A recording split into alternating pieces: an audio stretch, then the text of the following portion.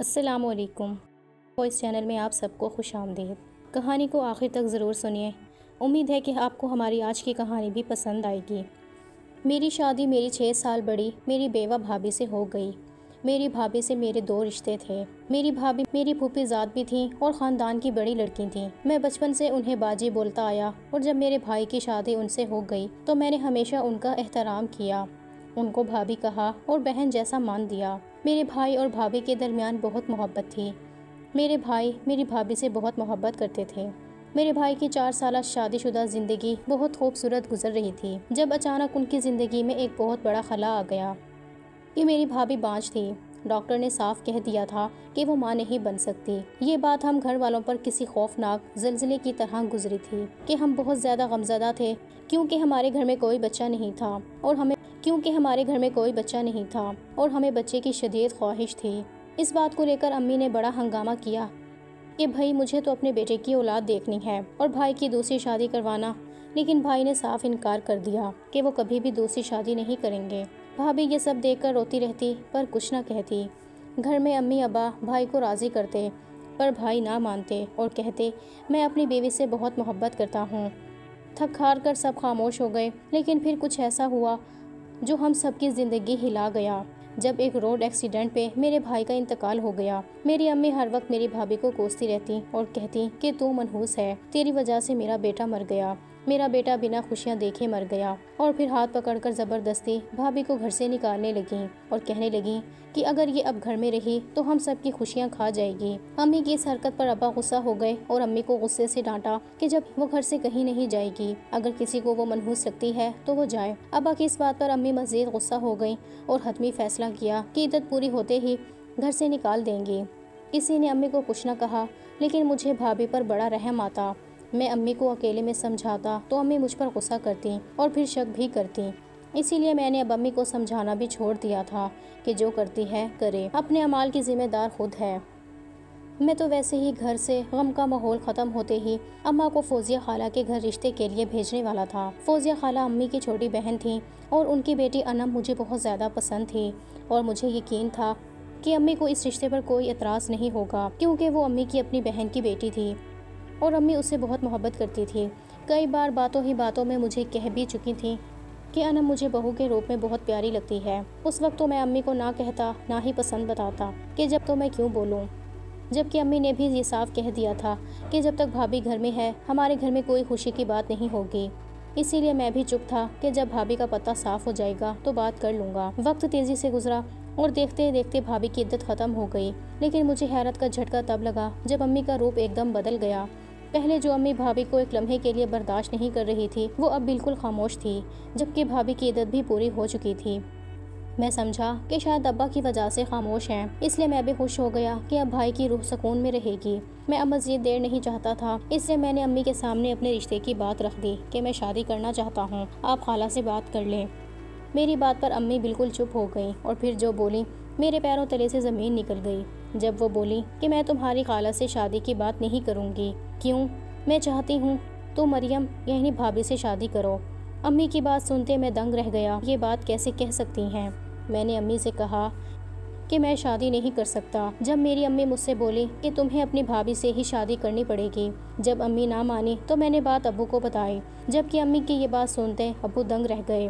وہ بھی یقین نہیں کر پا رہے تھے کہ اچانک امی کو کیا ہو گیا۔ انہوں نے امی کو منع کیا کہ یہ مناسب نہیں، پر جیسے امی پہلے بھابھی کو جو گھر سے نکالنے پر تلی تھیں، اب زبردستی بھابھی اور میری شادی کروانے پر تلی تھیں، اور پھر انہوں نے ابو کو بھی راضی کر لیا، جبکہ مجھے اب بھابھی کی ذات واقعی منحوس لگ رہی تھی جنہوں نے ہم سب کی خوشیاں کھا لی تھیں۔ میں نے امی کو یاد دلایا اب میں ان کا ایک اکلوتا وارث بچہ ہوں اور بھابھی ایک بانجھ عورت ہے۔ اگر میری شادی بھابھی سے ہو گئی تو وہ کبھی دادی نہیں بن سکیں گی، نہ میں باپ۔ تو میری بات سنتے امی سن ہو گئی اور پھر مجھ سے بولی تمہاری بھابھی ایک خاص عورت ہے، یہ کہہ سکتے ہو کہ وہ بہت بڑی ہستی ہے۔ اگر اس کی شادی تم سے ہو گئی تو سمجھو تمہاری زندگی سنور جائے گی، ساری زندگی خوشیاں تمہارے قدم چومے گی۔ جبکہ میں امی کی بات پر دنگ رہ گیا کہ اچانک آیا کیسے پلٹ گئی، کل تک بھابھی منحوس تھی، آج وہ بڑی ہستی کیسے؟ اور پھر میرے لاکھ انکار کے بعد بھی امی نہ مانی تو میں نے بھابھی سے بات کی کہ میں اس سے شادی نہیں کرنا چاہتا، پر وہ کچھ نہ بولی اور نہ ہی امی کو منع کیا۔ مجھے شک تھا کہ جو کچھ ہو رہا ہے وہ بھابھی کی وجہ سے ہو رہا ہے۔ انہوں نے کچھ نہ کچھ امی پر کیا ہے اور پھر لاکھ انکار کے بعد میری شادی میرے بڑے بھائی کی بیوہ سے ہو گئی۔ لیکن نکاح کے بعد میں نے سب سے صاف کہہ دیا کہ مجھ سے کوئی امید نہ لگائیں، میں کبھی انہیں بیوی کی جگہ دوں گا۔ لیکن وہ سب بڑے مطمئن تھے کہ نکاح ہو گیا تو میں بھی مٹھی میں ہو جاؤں گا۔ لیکن میں نے اپنے کیے کی بات سچ کی اور اپنی بھابھی کو اپنے کمرے میں اور اپنی زندگی میں گھسنے تک نہ دیا، بلکہ انہیں سختی سے منع کر دیا کہ میرے کمرے میں غلطی سے بھی نہ آنا۔ وہ بھی مظلومیت کا ناٹک کرتے خاموش ہو گئی اور کچھ نہ بولی، بلکہ گھر کے اندر ایک کونے میں ملازمہ کی طرح پڑی رہتی۔ جب میں نے کچھ دنوں بعد ہی دوبارہ اپنی امی سے رشتے کی بات کی اور کہا کہ میں نے ایک شادی آپ کی مرضی سے کی تو دوسری شادی آپ میری مرضی سے کریں، میری بات سنتے امی نے بہت غصہ کیا، پر میں نے صاف کہہ دیا کہ میں انم سے محبت کرتا ہوں۔ امی نے کہا کہ وہ ایک شادی شدہ مرد سے کبھی شادی نہیں کرے گی، لیکن میں نے امی سے کہا کہ آپ اسے منائیں شادی کے لیے، بتائیں اس شادی کی کوئی اہمیت نہیں، ورنہ اگر میری شادی انم سے نہ ہوئی تو میں آپ کی بڑی بہو کو طلاق دے دوں گا۔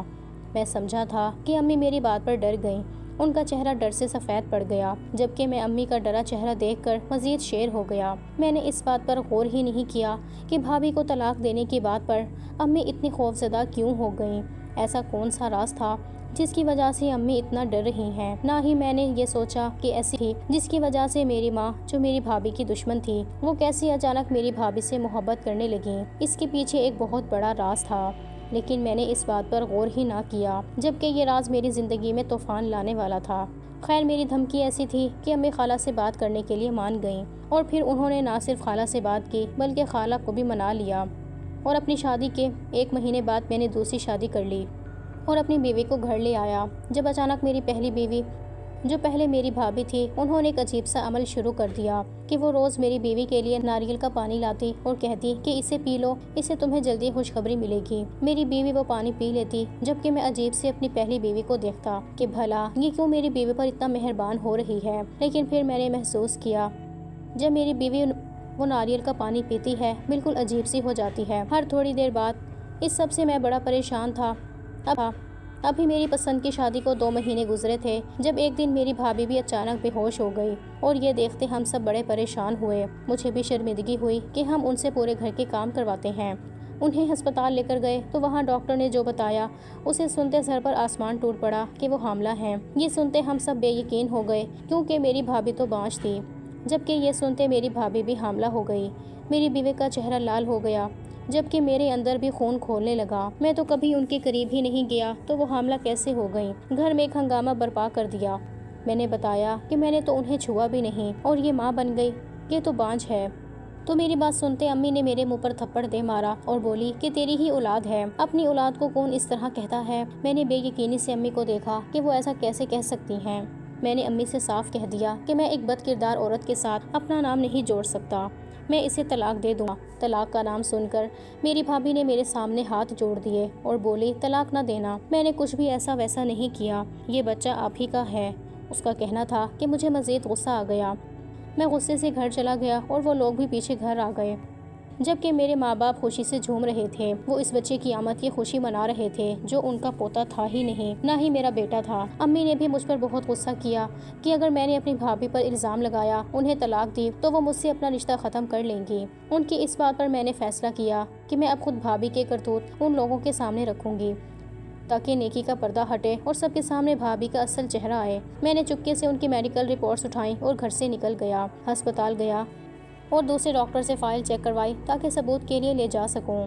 لیکن DNA ٹیسٹ کی رپورٹ آئی تو میرے پیروں تلے سے زمین نکل گئی، کیونکہ وہ بچہ تو میرا نام شعیب ہے، میں لاہور کا اور پڑھا لکھا مرد ہوں، میری نوکری بھی بہت اچھی ہے اور خوش شکل ہوں۔ میرے بڑے بھائی بھی بہت اچھے تھے، میرے بڑے بھائی میری مرحوم پھپھو کی بیٹی مریم کو پسند کرتے تھے، جبکہ میری امی کو وہ ایک آنکھ نہیں پسند تھی۔